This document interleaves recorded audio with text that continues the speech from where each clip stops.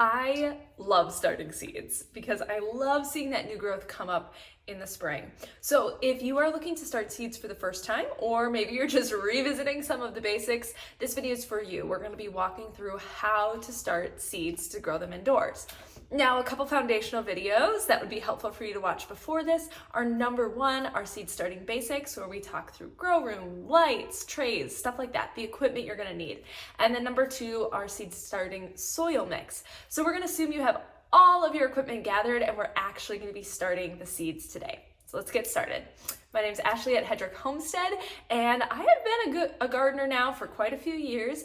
Maybe like 5, I don't know, I'm losing track. That's what happens when you garden. So today we are gonna be starting some tomato seeds. Now, tomatoes are some of my favorite things to grow, and starting them indoors is super helpful because they do take a long time to mature, and in our cold northern climate, the earlier we can start our tomatoes, the earlier I get that deliciousness. So step one to starting our tomatoes. First of all, we need our trays. Now, there are a couple options with trays and starting tomatoes. You can either start them in a 72 cell tray like this, and this is great for if you don't have a lot of light space or shelf space because it's very space efficient. However, once they get to a certain size, so after a few weeks, you're gonna have to up pot them because this is not enough space for them to grow really large, or as large as they're going to need to before they go outside. So even though you save space in the beginning stages, you are gonna have to transplant them into a bigger pot later on. Now, this is one of those bigger pots. It's a 4-inch by 4-inch pot here, and this, instead of using this, because I have a ton of grow light space for the size of garden we have, I just plant directly into these guys, and then I don't have to worry about up potting, which saves me a lot of time. So if you're a home gardener, you're not a commercial producer who's trying to maximize space, I'd recommend just starting your seeds in what they're gonna stay in until they go right into the garden. Now, let's say you're not starting tomatoes, you're starting something else. What trays should you use? Well, if you're starting something, like I said, you're starting early, that needs to get very large, tomatoes, peppers, eggplant, something like that, I would recommend these 4-inch by 4-inch containers. If you're starting something later on that's maybe going directly into the garden after just a few weeks, let's say like lettuce or beets or something along that line, you could use like a 128 cell tray. If you're doing something in between, these 72 cell trays are really, really nice for getting things going. So these would be good for like cabbage or basil or something along those lines. All right, so we have our trays. What's next? We need to fill them with soil. But before we can fill them, I always pre-wet my soil because I like it to be nice and moist before it goes into the trays. If I'm filling my trays with dry soil, what happens is the soil is gonna settle when I water it, which probably means my soil level is going to drop. And number two, if I'm planting really small seeds, the watering can actually disrupt your placement of the seeds. And if those tiny little seeds get carried too deep, they might not germinate. So always pre-soak your soil. I just put it in a bucket, throw some water in, mix it up really good. You're going to get dirt under your fingernails. It's going to feel great. And then once you have moist soil, we'll fill it. Now, what does moist soil look like? How do you know what the right consistency is? Well, you don't want it to crumble and fall apart, like dry, you don't want it to be too dry, but when you pick it up, you want it to like hold together. If you can squeeze it and water's oozing out and it's like mud in your hands, that's too wet. You don't want that. You want it like a nice wrung out sponge. Okay, so you have your moist soil. Now you're gonna go ahead and scoop it into your trays, whether it's just a single nice container like this or a tray.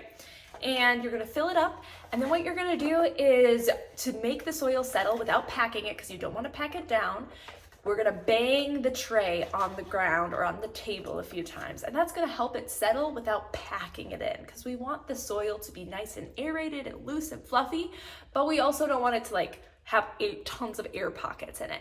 So that banging is gonna help with that.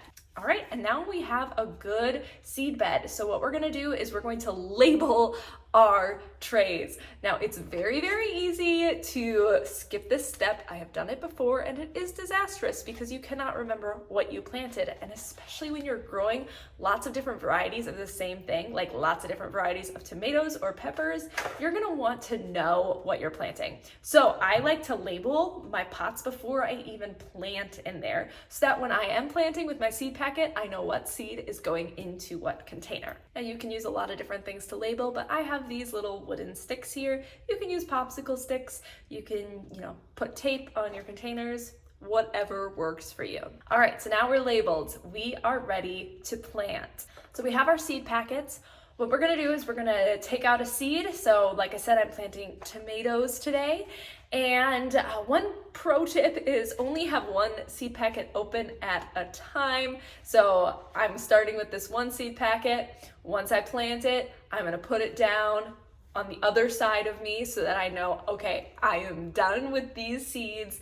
Those labeled rows are planted and, to my right is done, to my left is yet to be done. So have our seed packet. So a general rule of thumb is you want to plant seeds twice as deep as they are thick. Now, of course, it's probably smart to look at the back of the seed packet. You can check out my how to read a seed packet video because that will tell you specific instructions on how deep you should plant. But in general, if you're wondering, it's about twice as deep as it is thick. Now, some plants, especially those with really small seeds, they actually require light to germinate. So you want to make sure that you're not burying them underneath the soil or else they're not going to come up. All right, so you put your seed in the soil, you covered it with the appropriate amount of soil, even if that's nothing. You are done. You have planted. Your tray is ready to go into your grow room, wherever that is. Aim to have it between that 65, 80 degrees, somewhere in there. And if you're planting something like tomatoes or peppers that really like warm soil, you can also put them on a heat mat, and that will help keep the soil really nice and balmy. Keep in mind though, there are plants that do not like hot, warm soil, something like spinach. So if you are growing a lot of things in one tray, then make sure that you're not putting things into a heat mat that like it cold. Most plants don't need light to germinate, so you don't need to turn on your grow lights right away. You can keep those off until you start seeing signs of life. The exception to that rule are those plants where on the seed packet it says needs light to germinate or requires light to germinate. For those plants, you want to turn on your lights right away. I oftentimes cover my seeds with a plastic container to help keep the moisture in because moisture is very important for germination. So during the first week, 2 weeks, maybe even 3 weeks that we're waiting for those seeds to come up, until I start seeing signs of life, I'll keep those covered to keep the moisture in because they don't need the light. You can also get clear domes that will help keep that moisture in and let light through for those light-loving, light-needing plants. And then all you have to do every day is water. So make sure you're keeping the soil moist. I tend to most days just take a spray bottle and spritz the top of the soil to keep that top layer moist. And then I like to check if the soil is still staying moist underneath. So what I'll do is I'll take my finger and poke it down in the soil a little bit. If it comes up and it's been dry under there and there's like crumbly dust on your finger, it's definitely time to water more fully. If it's coming up and your finger is like muddy and mucky, you're good. Don't water, let it dry out a little bit. You should just have some nice moist crumbles coming out with your finger.